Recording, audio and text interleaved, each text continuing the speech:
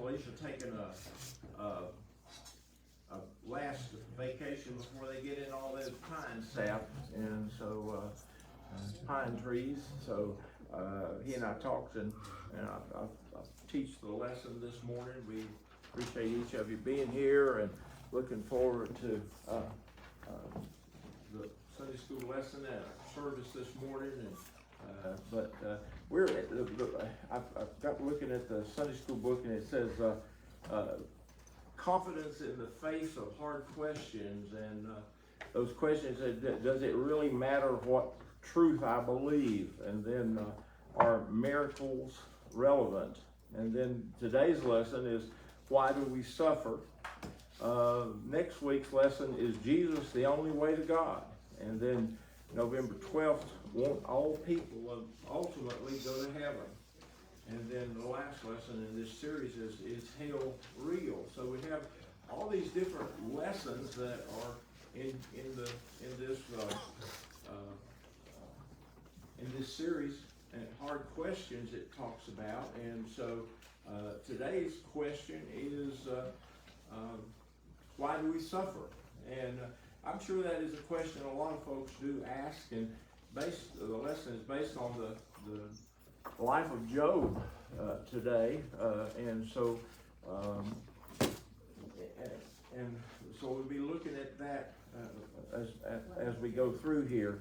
The point that the lesson makes is that we may not know why we suffer, but God meets us in our suffering, and so we'll be looking at that. You know, we read the story of Job and look at the story of Job. What you have is a story of a man who, and the Bible makes the point that God says he is a man who is without fault. Now we all know that no one is perfect, that only one was perfect, that was Jesus himself, and no human is actually perfect. But Job was held up as an example by God himself to Satan, who walked in, who was challenging God, and basically saying, you know, the only reason people serve you is because of what you can do for them. And God holds up Job as an example and says, what you need to do is to go and check on my servant Job. Now, the problem with this is that Job doesn't know it. He doesn't know any of this. And we look at that and we say, that's a hard thing. But the fact of the matter is that it's the perfect example of what really goes on in the world. We find somebody and find someone suffering. We find a person who has some major problem or trial or trouble, and why does this come upon them? We don't know the reason. We really don't know, and that's one of the things I think that makes it. You know, Job is we were explaining the reason because it starts in heaven, a test, if you will. In heaven, Satan, go check Job out. Go check him out. He will not sin. You know, he is a good, reliable servant of mine, God says, Satan. And then Satan says, well, I'll go. And the second time he goes, God tells him, you know, you've taken everything away from him. All this stuff is gone, and you can do everything to him you want. Doesn't matter what you do, except take his life. That's the only thing that's withheld. You cannot take his life. So Job is sitting out on a side of a hill in ashes, in dirt, and he sits there and he takes that and he puts that dirt and ashes on his head, because that's a symbol of great pain and suffering and depression. And so he's sitting there in that, and he says, why, God? Because he doesn't understand either.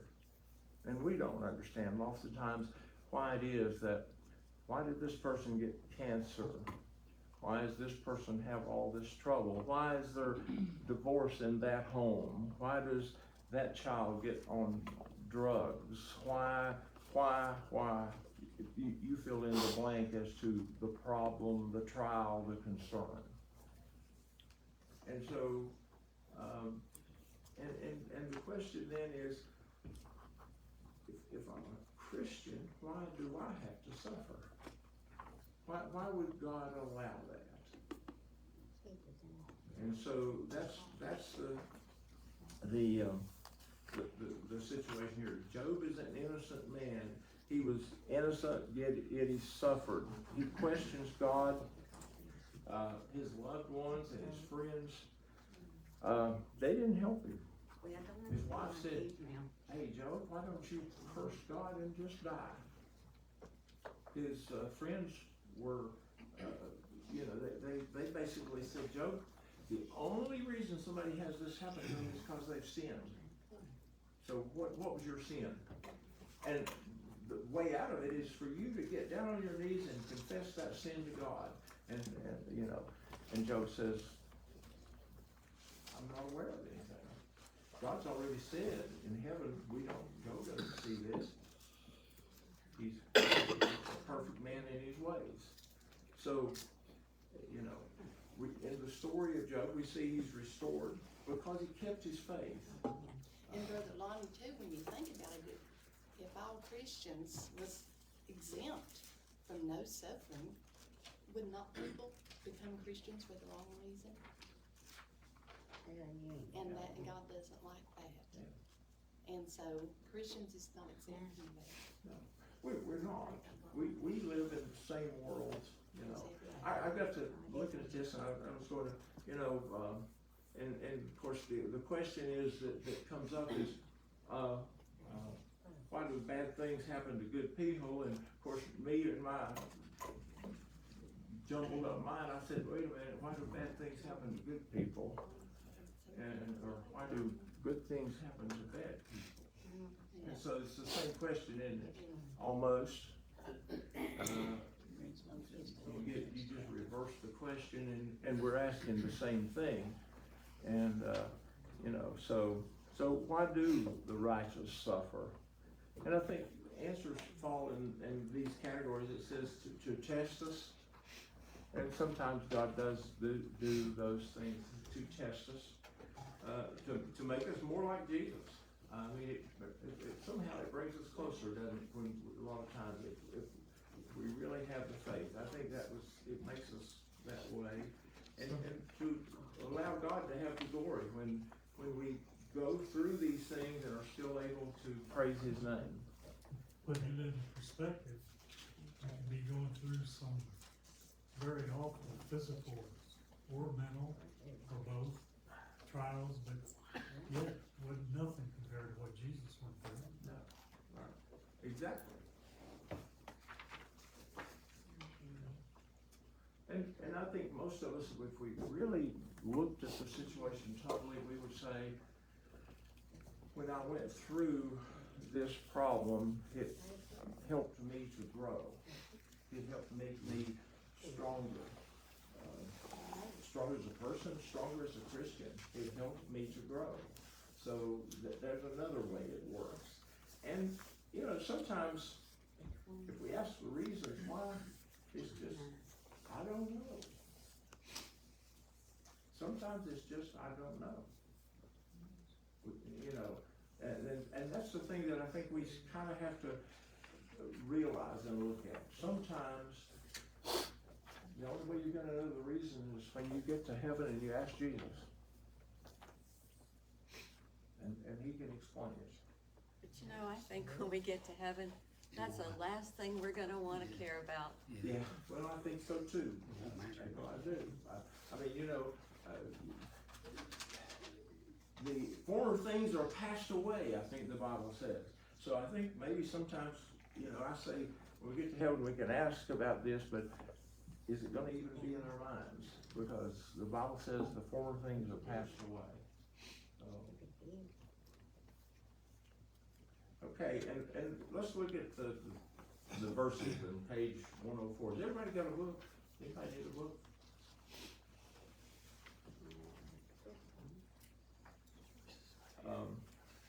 Job 30, verses 26 through 31. And this is basically Job's complaint.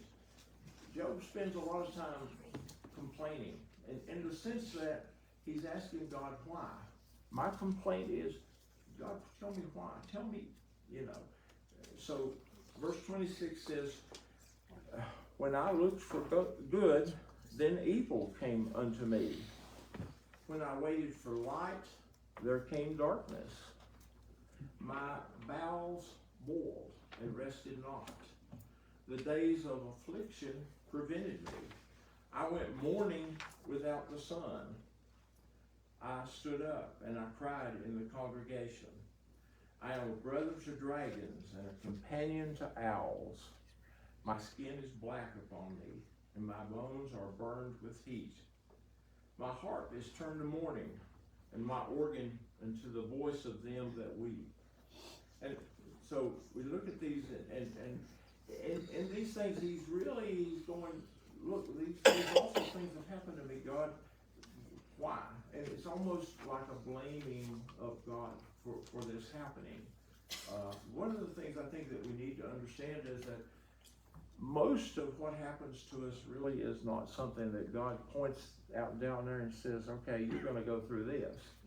He allows it to happen, but it's not God causing it to happen.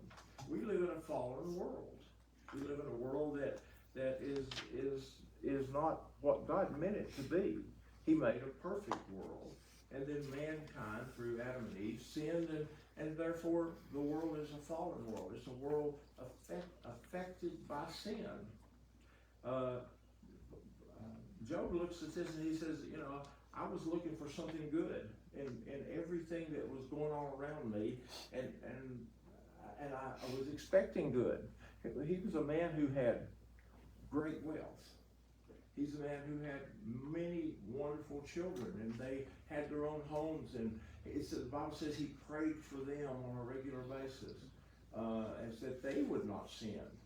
He had neighbors that respected him. He was a man looked to for his wisdom, and so he was expecting great things for the future. It's going to be good, but then evil came upon me. Why? And when I waited for light, there came darkness. And he says that his bowels boiled and rested not. Anybody ever been worried about something and you get sick at your stomach? Get your stomach all upset? Days of affliction prevented me. I went mourning without the sun, up all night, crying, upset. The day, I stood up and I cried in the congregation. Around people just worried about, trying to talk about what his situation was. This next line I had to go do some research. I'm a brother to dragons and a companion to owls. And they say that what he's saying here is, I'm whining about this, I'm crying about this, I'm moaning about this, so I sound like the wild animals out in the desert. It's like there's this awful sound coming from me because of what my situation is. My skin is black upon me, my bones burn with heat. My heart, music in his soul turned to mourning, his organ into the into the voice of them that weep. So look at this, and Job's situation is just very simply as that last sentence down there in that second paragraph. It says, "Why am I suffering? Why am I suffering?" And that's, and the book says Job's life points to one reason for suffering. It is the direct work of Satan himself, in the sense that this world is in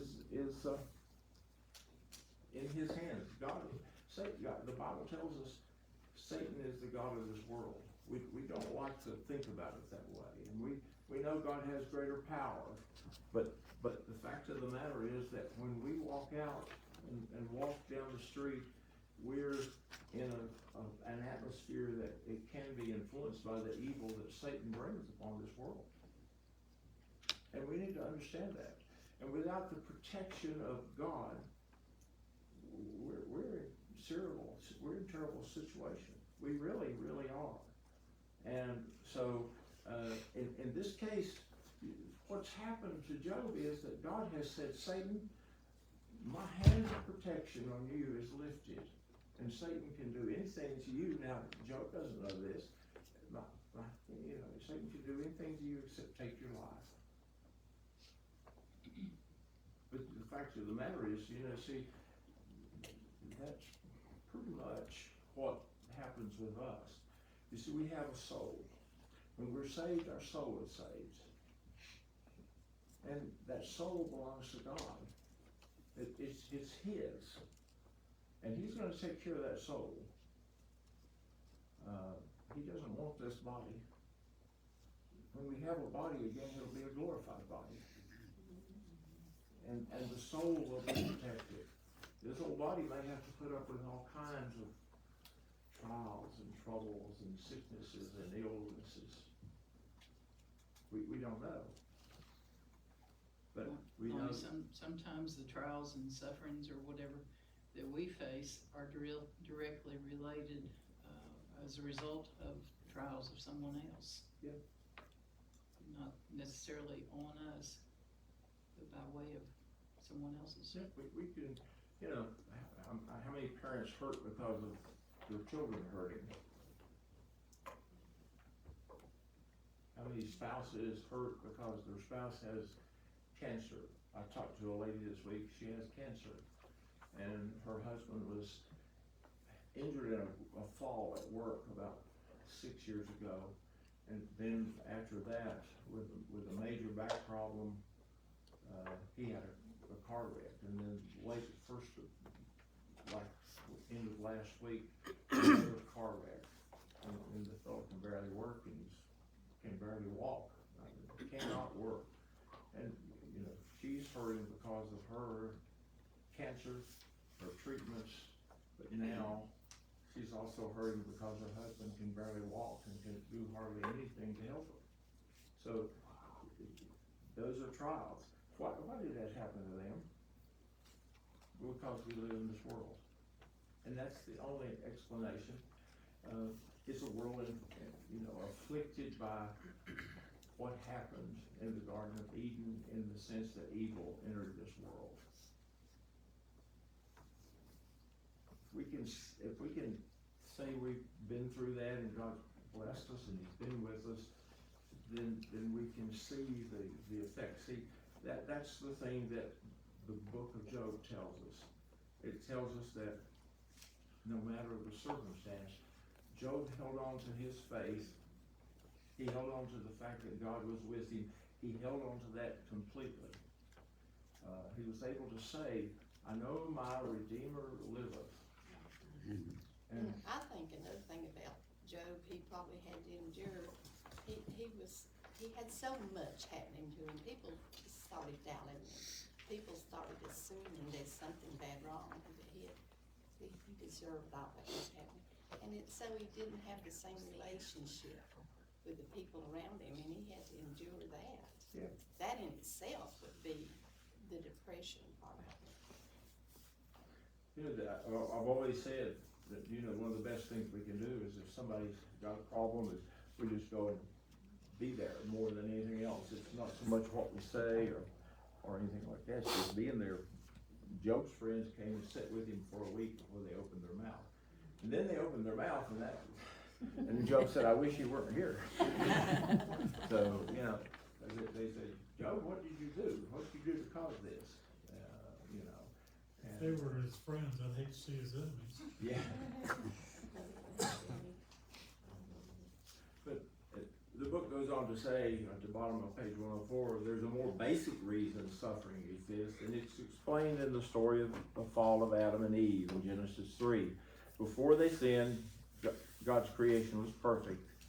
But when Adam and Eve disobeyed God and sin entered the world, the entirety of the creation was corrupted, both the natural world and the human spirit. At that point, evil entered into the picture and became the source of all kinds of suffering.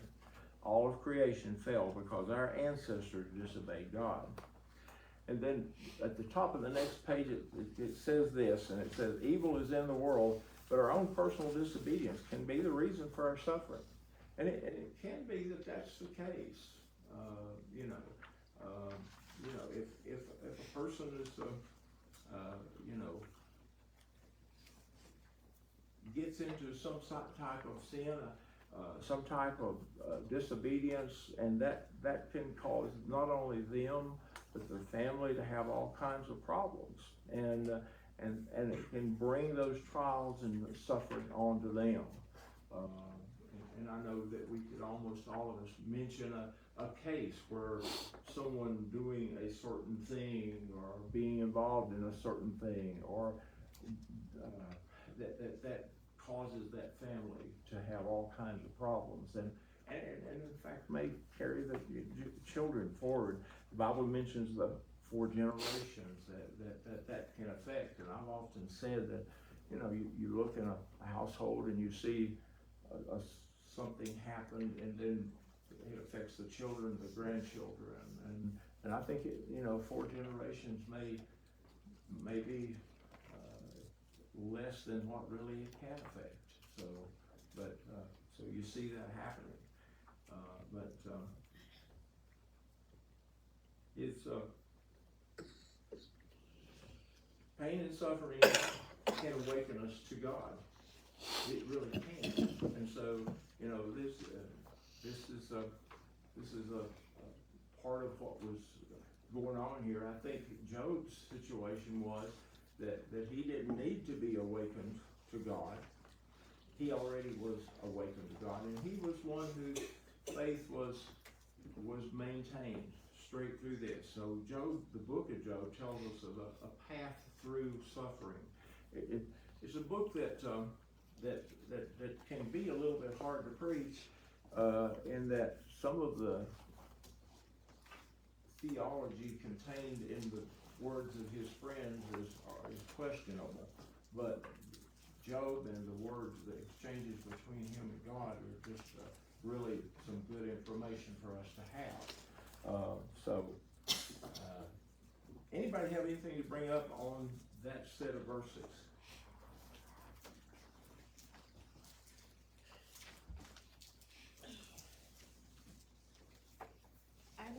I don't know if this comes later, because I'm sorry, I haven't read the lesson. But when I'm in pain and can't sleep and just laying there, I remember Paul talking about the fellowship of his sufferings. Mm-hmm. And I don't exactly know what that means, but I feel a great sense of his understanding and compassion for what I'm dealing with. And what I deal with is way less than what many other people deal with. But I just would like you to talk about the fellowship of his sufferings, if you have some idea about it. Well, I think that is something that we can count on, and that we can relate to. But Mike mentioned a while ago that when we think of Christ and what he actually did go through, and we put that right up to the cross, and we put it on the cross, and that sure enough there was a lot of suffering there. But think of a lifetime of living perfectly in an imperfect world, and seeing somebody sick, and maybe God has not told you to cure that person, and Jesus has the power to do that. Think of walking down the road and seeing just all the troubles and problems, and realizing that what you're going to do is you're going to die to give them a chance to change that, but it's up to them to change it, and most of them won't. That's a terrible thought. But then we, sitting here, we can look and see that God, through Jesus, understands exactly each thing and that's the fellowship. you're sitting there, you're hurting, you have a pain, you have problems, and you can know that the God who loves you, who saved your soul, knows exactly what you're feeling. Knows exactly, and that's the fellowship, I think, that April's talking about. And you know, he knows your suffering. You know, he knows us perfectly. If he knows every hair on our head, he knows every pain we feel.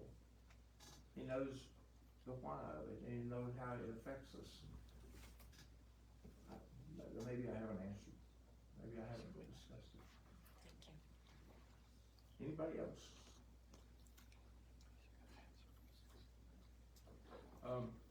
Okay, the next set of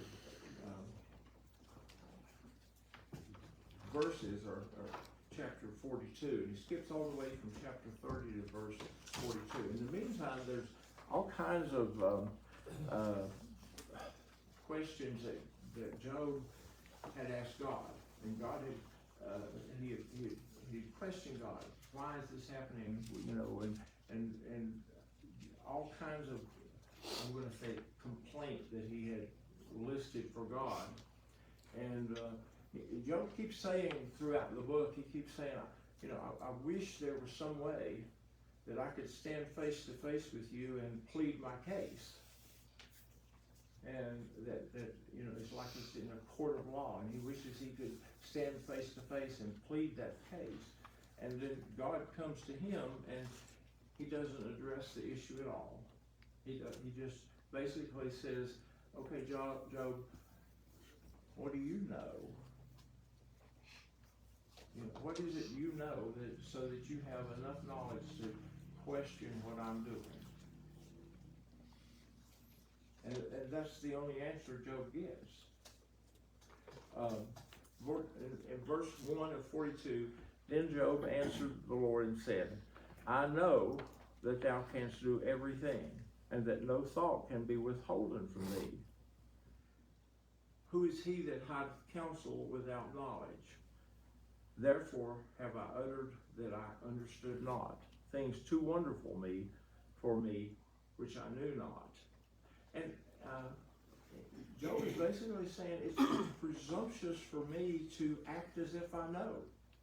He's come to the conclusion, after God asked him all these questions, he's come to the conclusion, it's presumptuous for me as a human to think I have enough knowledge to even ask you a question. Even the question why. Now, it's not a sin to ask why. It's not a sin to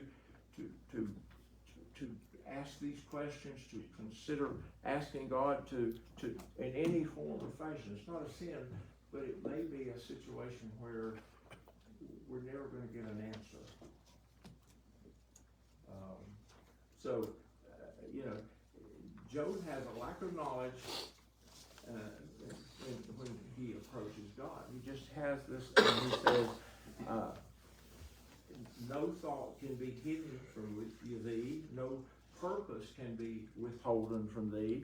So in other words, God knows everything that he, Job, has in his mind, but and he can't hide any of this. But then even with that circumstance, he knows nothing about what God.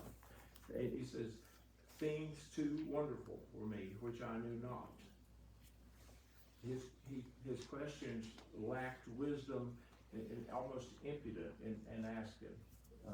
Ever had a child who comes to you and you say, you know, why are you going to do this? And why do I have to do this? And you say, because I said so.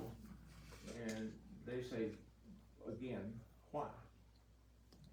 You know, and that's almost Job's attitude here. It's almost Job's situation here, in that he's not getting an answer he likes. And do we need to know why? It's our nature. It's our nature to ask, isn't it? Yes. But do we really need to know why?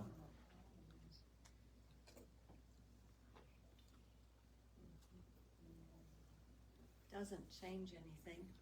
Doesn't change anything, does it?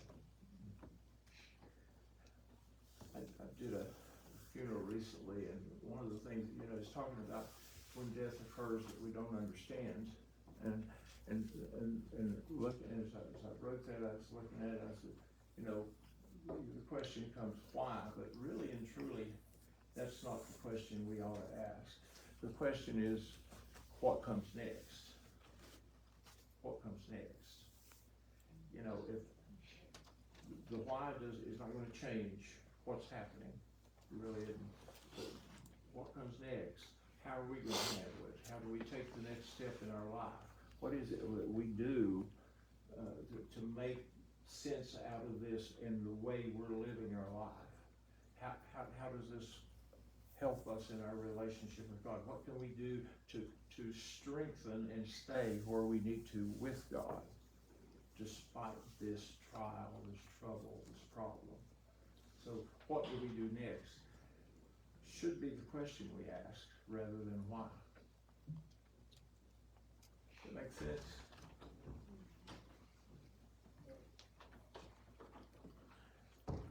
In the book, it says in Job 38, God finally responded to Job. For 4 chapters, God asked Job question after question, but he never gave Job a definitive reason for his suffering. God didn't even try to justify his reasons for allowing Job to suffer. Rather, God sought to reveal more of himself to Job. In those 4 chapters, God spoke how his ways were well beyond Job's comprehension. And so Job's eyes are open to this. And so these are, he says, therefore I have uttered that I understood not, things too wonderful for me which I knew not. And so, again, I think it comes back to that there are things that can be positive outcomes. And this book lists those. It says we can have deeper insights. Suffering can cause a person to have deeper insights into his or her personal relationship with God. Job initially believed that since he followed God and lived a good life, God would allow him to be prosperous and blessed in this world. But he didn't realize the full scope of God's being, and his lack of understanding created roadblocks in his relationship with God. In his suffering, Job came to realize his shortcomings, and that indeed is what God said through Isaiah, for my thoughts are not your thoughts, neither are your ways my ways. So we look at those words and we see that we can have more understanding of God and how he works. And maybe that's the fellowship. That's a result of the fellowship. We can understand more about how God works. And it be a witness to believers. The author uses the example of Paul and Silas, and that they healed the lady who had been able to tell fortunes, and when they healed her of having that devil within her that allowed her to do that, cast out an evil spirit, she was no longer able to tell fortunes.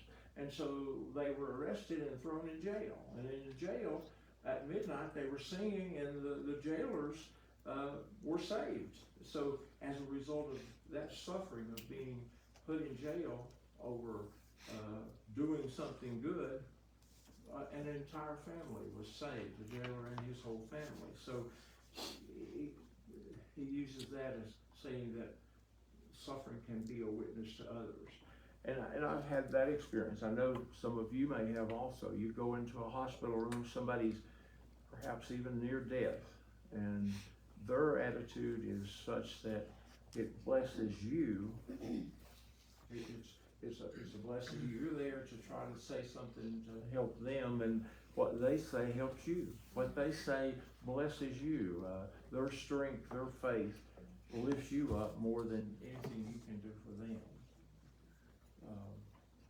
And it can bring us to God. This author talks about the time that he was saved and was in trouble with over a traffic offense, but he said it caused him to turn to God and make us more like Jesus, suffered loss of all things, and do count them but done that I may win Christ, is Paul's word. And, so we see those things there. Author asks the question, what truths about God encourages you when you're suffering? He will never leave us or forsake us. He will never leave us or forsake us. What else? Nothing too hard or impossible. Nothing's impossible. Yeah. Any others? Part of the plan. Part of the plan. Yeah. Anything else? It's temporary. It's temporary. Yeah. I think sometimes we lose sight of that, don't we? We're in the midst of something and we don't realize that that's a temporary circumstance and that life really is temporary. What he has begun, he will finish. What he has begun, he will bring to completion. Right. What he has started, he will finish. Exactly.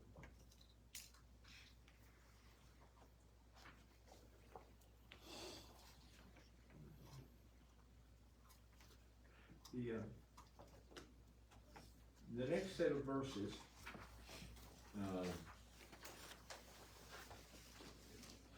verses 4 through 6 in chapter 42, it says, "Hear, I beseech you, and I will speak. I will demand of thee, and I will question of you, and declare thou unto me. I have heard of thee by the hearing of the ear, but now mine eye seeth thee. Wherefore I abhor myself and repent in dust and ashes." So that verse 5, I want you to look at that and read that. Let's read that again. It says, "I have heard of thee by the hearing of the ear." But is that not all of us? We hear of God. But then Job says, "Now mine eye seeth thee." What does that tell us about Job? Getting to know him better. He has a better understanding of God because of what's happening to him, doesn't he? What else? Well, he was human, he had room to grow. Yeah. Had room to grow. You see him with spiritual eyes. Job had been a man that supposedly, other people came to him and asked him for help. When they would be in trouble or when they would have trials, they would come to Job and they'd say, how to handle this? How do I handle this? Can you give me some advice? No matter the trouble, the trial, they do that. And one of the things that his friends accused him of is, look, now that you are in this situation, you have no advice for yourself. Why can't you perk yourself up? There you are sitting out on the side of that hill, you're all sad and upset and everything, you've been able to help other people, why can't you help yourself? So, I mean, his friends are not much help to him in the way of encouragement, and they actually do, I think, more damage than they do good in trying to help him. But sometimes that's what you need. You need to be shocked back into reality and see from whence your strength comes. Well, sometimes we do, I think, Would you accept the fact that sometimes you can help others easier than you can help yourself? It's true. It is a fact that that's the case.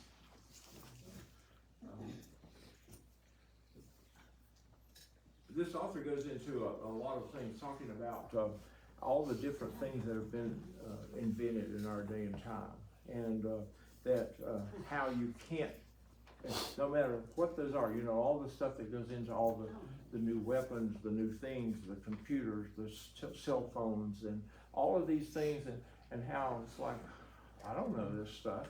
How can I know this stuff? And he says that's the same thing, that when we look at God, it's the same situation. How can we really know the mind of God?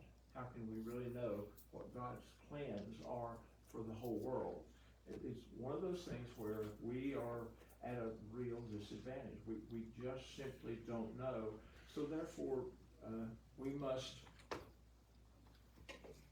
just accept the fact that God is is God, and let him be God. We can't change because we don't know what to change. We don't know the reasons for what's there. And so Well, God don't want us to ever get in a position where we feel like we don't need him. that's right.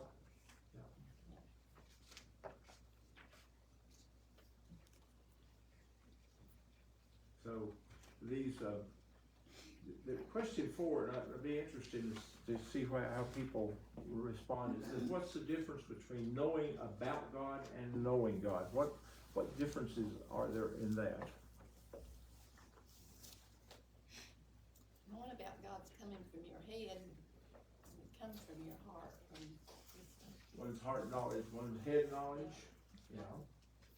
But how does that really, how would it affect us if we had heart knowledge or if we had head knowledge? The difference, how would that affect us?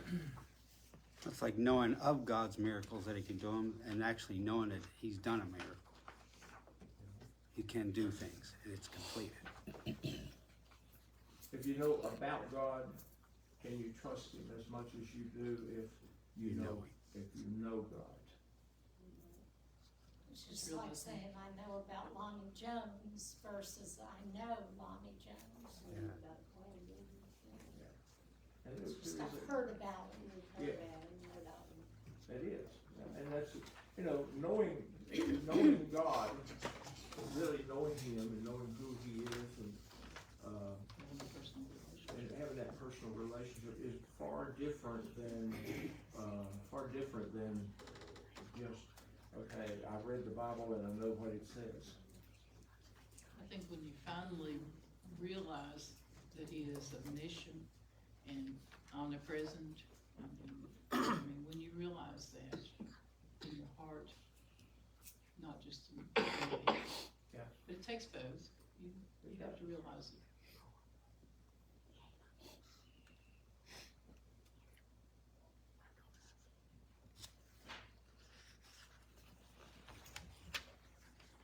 On page 110, if you turn there, and I'm about ready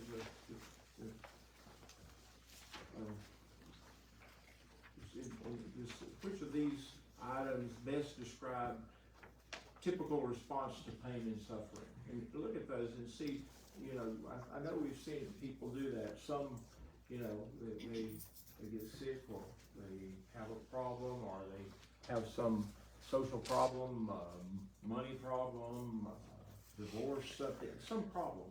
And some of them will just completely withdraw within themselves. Some of them will blame themselves, and some people just ignore that this is happening. Some people have anger towards other people. Some people blame others, and some people have this poor pitiful me. Anger toward God. I've seen that happen. Those are all negative. And these are all negative things, and that's the thing, you know. So none of these are positive. And when we look at what Job's situation was, you know, it says that Job, in all this, he blamed not God and he sinned not. And so we need to approach the book of Job and approach the idea of this business of suffering in such a way as to use it to make us grow and to grow our relationship towards God, and to realize that no matter the suffering, if we're really his, he's going to be there with us no matter the circumstance. And I still think, and my response many times would always be, if God saves your soul, he keeps your soul eternally, so what do we lose by suffering? Here it hurts, but we've not lost anything in the eternal plan. Nothing is gone. So I think sometimes in the suffering, and then of course there's different categories for suffering and all different levels of suffering. But I think God lets us go through it so we can have a better understanding of what someone else has dealt with. And through their strength, we can gain strength. And sometimes we can be the strength for another person. Absolutely. Anybody else? Comments? I just wrote down other things under other, like the unknown, misunderstanding and fear. Sometimes we're in pain and all that, we might be afraid, or it ain't just anger or something or blame, it might be just, now what is next?